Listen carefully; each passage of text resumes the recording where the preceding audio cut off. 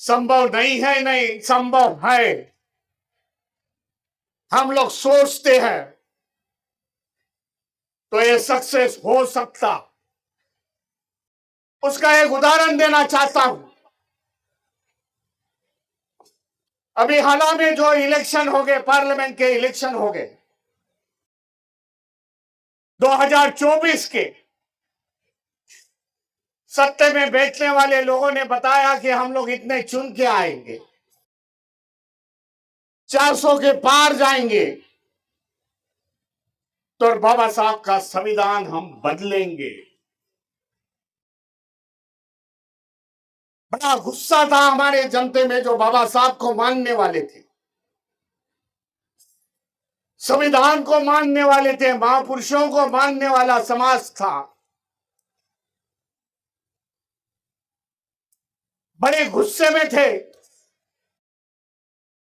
अरे उन लोग ने अपना गुस्सा वो इलेक्शन के माध्यम से बता दिया।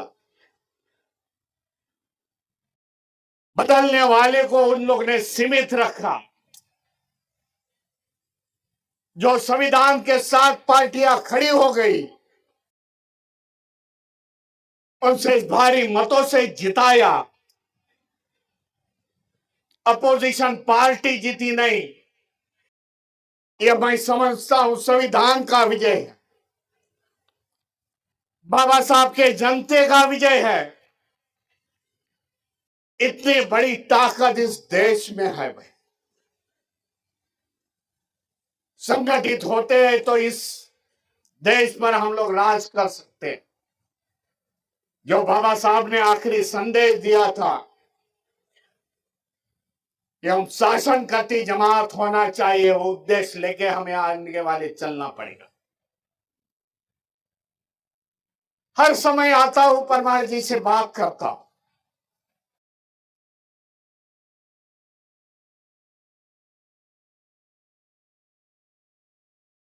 हर समय आता हूं, परमार जी जो अध्यक्ष है इस ट्रस्ट के, मैं बोलता था कि इसमें डेवलपमेंट ज्यादा नहीं है। जो बाबा साहब की भूमि है, पूरा जीवन बाबा साहब ने 1942 से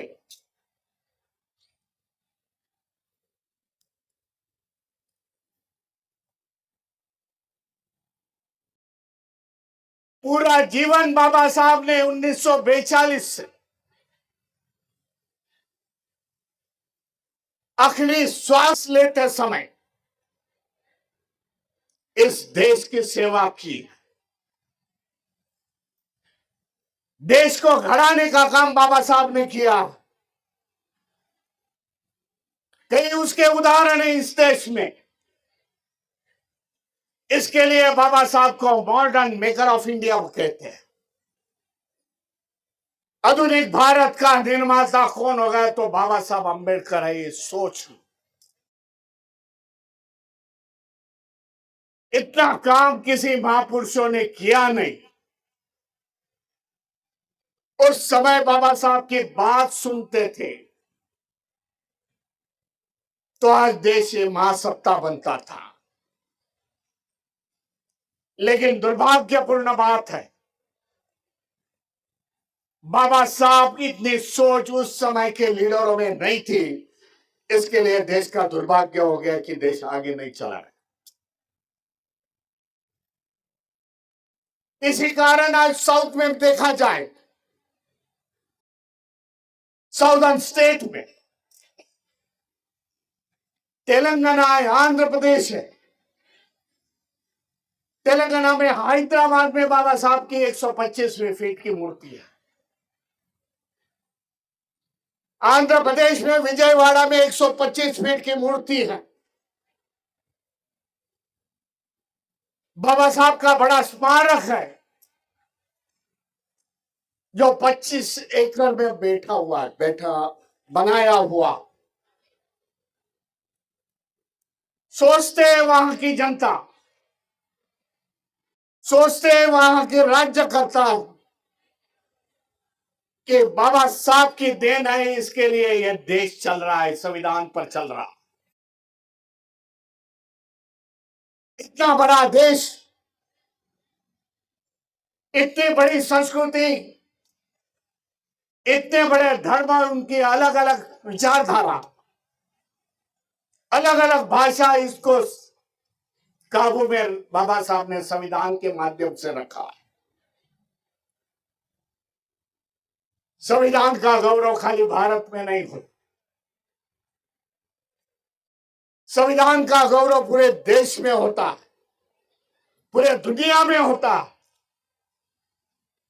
पिछले 14 अप्रैल को मैं मलेशिया था। मलेशिया सरकार ने मुझे बुलाया था बाबा साहब के जयंती के तौर पर। मलेशिया के प्रेसिडेंट मेरे साथ थे। मैंने बाबा साहब की एक बड़ी मूर्ति अर्पण कर दी। जब उन्होंने बाबा साहब पर बात रखी, तब मुझे कोट करते समय बोला, mister Bhimrao, just listen, I am going to express you. Malaysia की कंडीशन ऐसी है, कई धर्म है, मुस्लिम धर्म है, बौद्ध धर्म है, क्रिश्चियनिटी है। मुझे ये बाबा साहब की संविधान की याद आती है, भारत की। मैं पढ़ता हूं बाबा साहब का संविधान भारत का, और मैं देश चलाता हूं। बाबा साहब ने उस जमाने में इतने बड़े, मलेशिया में तो छोटा है, लेकिन भारत में इतने बड़े समाज को कैसे काबू रख दिया। इस प्रकार का गौरव बाबा साहब का होता। कई प्रतिमा आज यूरोप में, जहां बाबा साहब गए नहीं वहां बाबा साहब की प्रतिमा, जहां बाबा साहब पढ़ने गया वहां बाबा साहब की प्रतिमा लगाई है। मलेशिया में उन लोग ने मुझे आश्वासित कर दिया, आने वाले 14 अप्रैल के पहले बाबा साहब की प्रतिमा ओपन गार्डन में लगेगी। मैं समझता हूं बाबा साहब का तो गौरव है इसमें, लेकिन बाबा साहब के साथ साथ भारत देश का गौरव है, ये बताने की जरूरत है यहाँ के लोगों को। भाई, जब प्रतिमा लगती है तो बाबा साहब कहाँ के हैं? इंडिया के हैं, भारत के हैं। इस प्रकार का गौरव होता। मैं आने वाले समय में इधर बदलाव देखना चाहता हूं। जिस प्रकार के देश में आज स्मारक बाबा साहब की बन रही, उस प्रकार का स्मारक बाबा साहब की कीर्ति को अच्छे लगते हुए इस संकल्प भूमि में भी होना जरूरी है। मैं समझता हूं, आपको अपील करना चाहता हूं कि आने वाले समय में जो भी आज लाखों के लोग आते हैं, आने वाले समय में इससे भी ज्यादा लोग आ जाओ। हमारी बुलंद ताकत इस व्यवस्था को दिखा दो। भाई, हम बाबा साहब को नतमस्तक करते, हम लोग इकट्ठा हो रहे हैं, और यह संदेश गुजरात तक लेके जाओ, यही मेरी अपेक्षा है। मैं मेरी वाणी को विराम देता हूं।